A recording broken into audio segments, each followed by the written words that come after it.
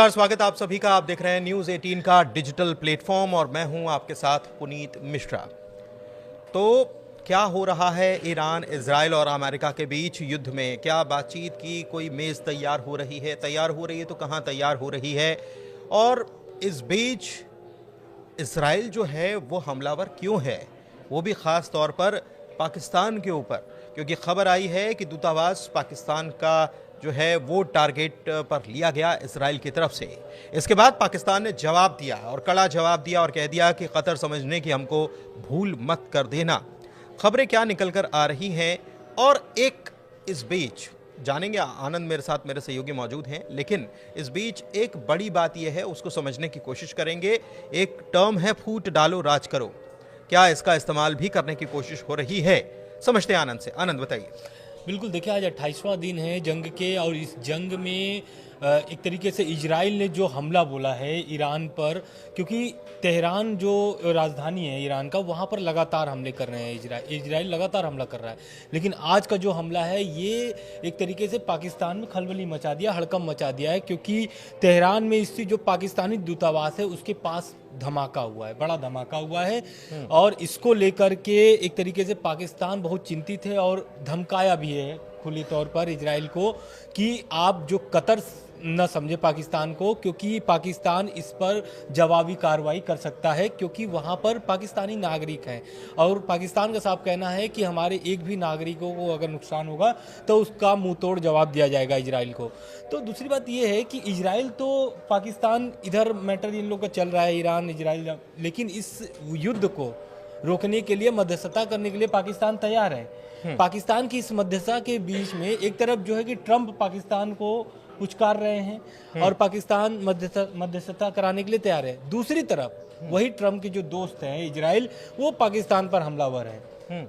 तो इसका ये क्या तर्क निकलता है, क्योंकि ये जो दूतावास पर हमला हुआ ये साफ ये लेकिन आनंद मैं ये समझना चाह रहा हूँ कि पाकिस्तान दरअसल इस युद्ध के मौके को मध्यस्थता करके भुनाने की कोशिश कर रहा है, अपनी प्रासंगिकता साबित करने की कोशिश कर रहा है। क्योंकि बीते दिनों भी अगर देखा जाए तो पाकिस्तान को अमेरिका के सहयोग से कई मोर्चों पर कामयाबी हमने देखी है कि उसका जिस तरीके के उसका जो सिनेरियो बना हुआ था या पाकिस्तान को लेकर जो तस्वीर बनी हुई थी उसमें थोड़ा बदलाव ग्लोबली देखने को मिला है। ये बात तो हमने देखी है। दूसरी बात कि अब पाकिस्तान ऐसा करके ये मध्यस्थता करके ये साबित करना चाहता है कि वो भी एक ताकतवर मुल्क है और उसकी चर्चा या प्रासंगिकता ज़रूरी है। अगर आप एशिया की बात करते हो तो उसमें पाकिस्तान की चर्चा किए बगैर या पाकिस्तान का जिक्र किए बगैर आप एशिया को भूल जाओ, ये दिखाने की कोशिश है पाकिस्तान की। बिल्कुल आप सही करें। और इसी पर ये इस हमले के बाद पाकिस्तान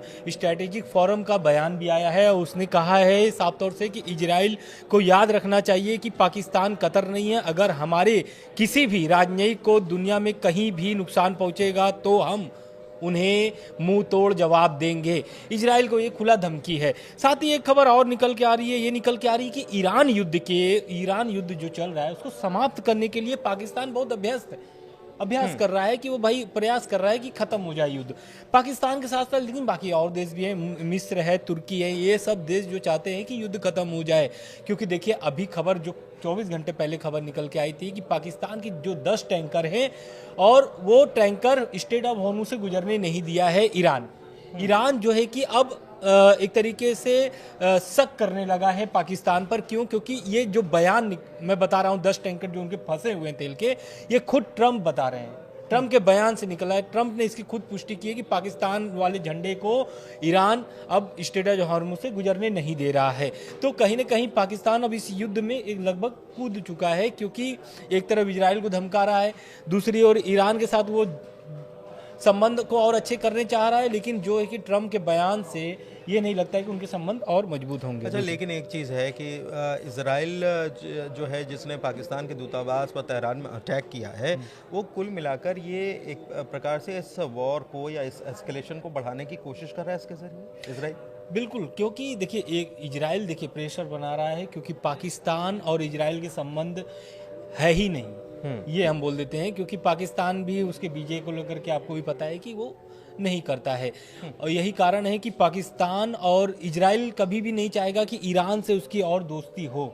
हालांकि ट्रम्प की वजह से इजराइल चुप रहता है, लेकिन ये जो हमला है, हो सकता है कि आने वाले समय में पाकिस्तान के दूतावास पर और हमले हो इस धमकी के बाद, क्योंकि इजराइल धमकी का जवाब धमकी में नहीं देता है, वो वॉर करके देता है। यही कारण है कि आज 28वां दिन है। एक चीज़ और है कि ईरान तो खैर इस युद्ध में अपनी जगह जो जहाँ खड़ा है वहाँ खड़ा ही है, लेकिन इसराइल जो है, भले ही ट्रंप ये बार बार कह रहे हों कि हम बातचीत की तरफ आगे बढ़ना चाहते हैं, लेकिन इसराइल या बेंयामिन नेतन्याहू नहीं चाहते कि कहीं पर भी कोई बातचीत हो पाए।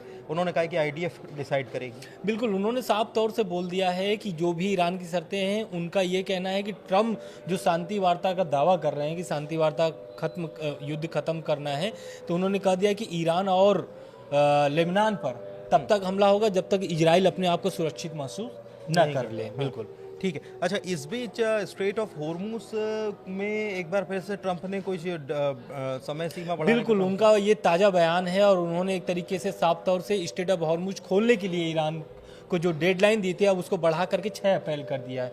उनको 6 अप्रैल कर दिया। उसके साथ साथ उन्होंने धमकी भी दे दिया है कि अगर ये 6 अप्रैल का जो डेडलाइन है, इसे अगर ईरान क्रॉस कर देता है तो उनके पावर प्लांट पर इस बार हमला तय है। एक तरीके से उन्होंने साफ तौर से बोल दिया, क्योंकि देखिए, जब रविवार को उन्होंने बयान दिया था, 48 घंटे का समय दिया था कि स्ट्रेट ऑफ हॉर्मुज आप खोल दीजिए, नहीं तो फिर आप पर पावर प्लांट पर आपके हमला होगा।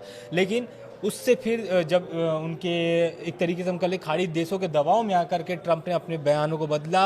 जवाब ईरान ने भी तो दिया था कि हम भी टारगेट करेंगे उनके वाटर प्लांट पर, जो उनके खाड़ी देशों के वाटर प्लांट। यही कारण है कि खाड़ी देशों के दबाव में आकर के ट्रंप ने इसको नकार दिया, यानी अपने बयान से ही मुकर गए। लेकिन उन्होंने एक साथ 15 पॉइंट्स का एक तरीके से सीज फायर का प्लान भी भेजा था। किसके माध्यम से? पाकिस्तान के माध्यम से।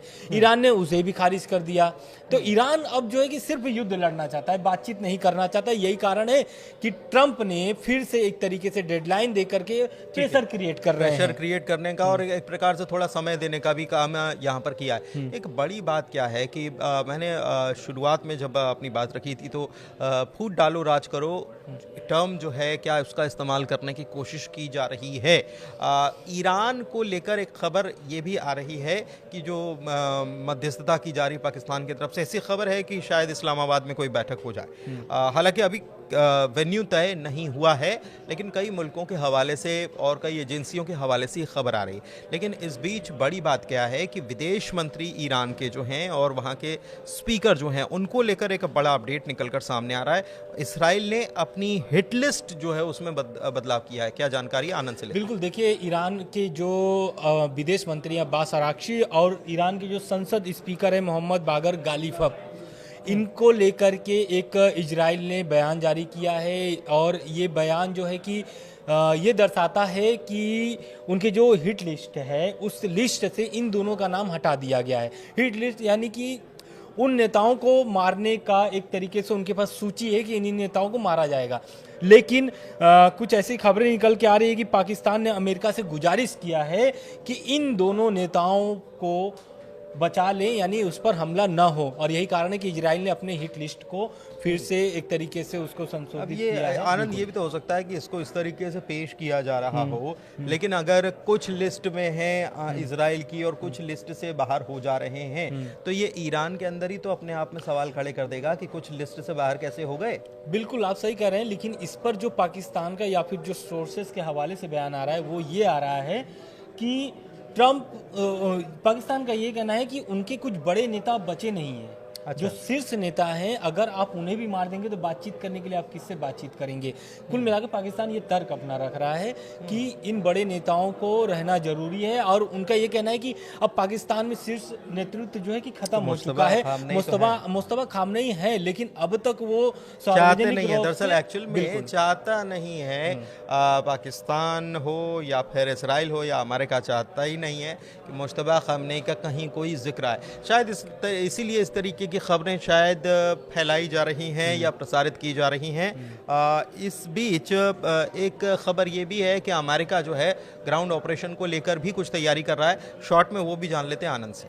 बिल्कुल, देखिए, CNN के सूत्रों के हवाले से खबर निकल के सामने आ रही है कि अब अमेरिका और ईरान जो है ईरान के खिलाफ ज़मीनी ऑपरेशन की योजना पर विचार कर रहा है।